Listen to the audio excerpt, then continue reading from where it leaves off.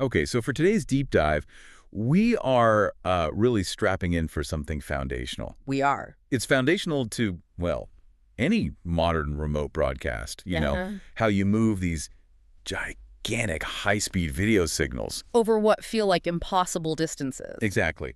And we're looking at a specific piece of kit to understand it, Thor's 4-channel single-fiber transport system. Right. It's pretty much the workhorse for long-haul SDI. And its mission, while the gear is specialized, is actually pretty simple. Simple, but absolutely crucial for any broadcast professional. It's solving that core problem. Right. How do you get 4 channels of pristine, uncompressed video From, say, a camera rig in a stadium. all the way to a control room that could be 40 kilometers away? And here's the constraint, using just one tiny strand of glass fiber. And this system is the elegant answer to that That problem. really is. So let's start with that baseline signal. We're dealing with 3G-SDI here. Yep, running at 3.0 gigabits per second. Why is it so critical that this signal stays uncompressed? Well, you have to remember the environment. This is professional broadcast.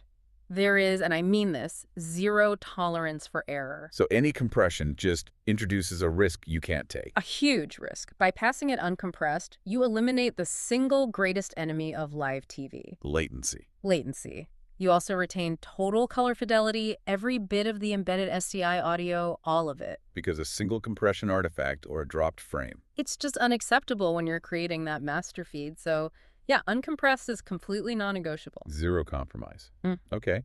And the source material highlights how easy the setup is, calling it almost plug and play. It really is. But, for an engineer, sometimes that phrase can be a bit of a red flag. Does that intelligence mean we sacrifice diagnostic depth for simplicity? That's a fair question. The core benefit here is that simplicity and reliability. So it's a feature, not a bug. Exactly. The Yeah. system automatically senses and adapts to any input signal you give it. SD, HD, 3G. It just figures it out. It does. There's truly, as the spec sheet says, no configuration or management needed. It's built for speed. But how do you know what's going on? Are you flying blind? Not at all.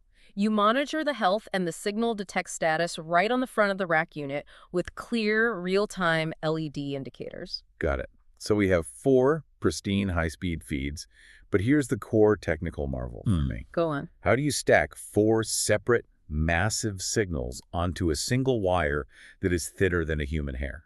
Ah, right. This is where we get into coarse wavelength addition multiplexing. CWDM. CWDM. So instead of thinking of the fiber as just one single pipe for light, imagine it as a whole spectrum.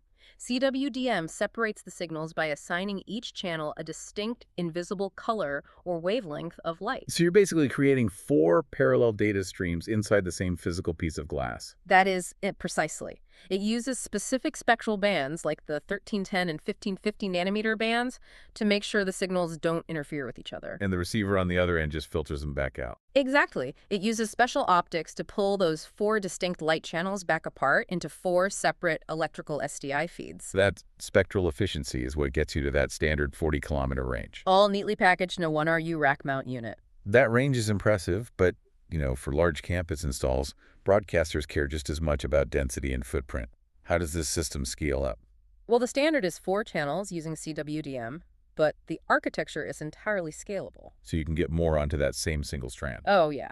Custom configurations are available for bidirectional transport, which can take you up to 16 total channels. 16. Wow. And for the really enormous infrastructure builds, the sources mention DWDM. Right.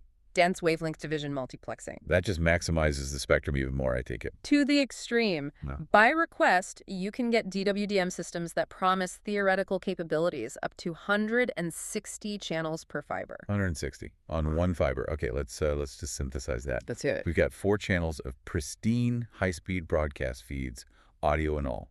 Carried 40 kilometers on a single fiber run, all packaged efficiently. That's the definition of modern broadcast transport. It is the current state of the art. But, think about the scale for a second. Okay. If this standard CWDM gets you 4 signals on one strand of fiber, what does the advanced DWDM technology promising up to 160 channels? What does that suggest? What does it suggest? It suggests something about the absolute, potentially limitless bandwidth capacity that's already built into the fiber infrastructure running right under our cities today. Wow. That's a staggering thought about the future of digital transport.